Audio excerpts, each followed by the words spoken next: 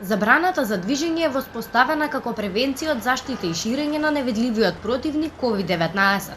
Полицискиот час во деновите од понеделник до петок трае од 19 до 5 часот наутро следниот ден.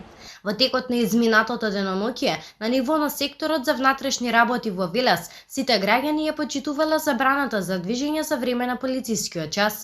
Во овој период има 43 нови регистрирани лица со решенија за изолација и сите се од Велес, а со изјава за самоизолација има 5 нови лица кои што исто така сите се од Велес. Вкупно со решенија за изолација има 134 лица, од кои 110 во Велес, 6 во Кавадарци и 18 во Неготино, а со изјава за самоизолација има вкупно 65 лица, од кои 46 во Велес, 10 во Кавадарци и 9 во Неготино.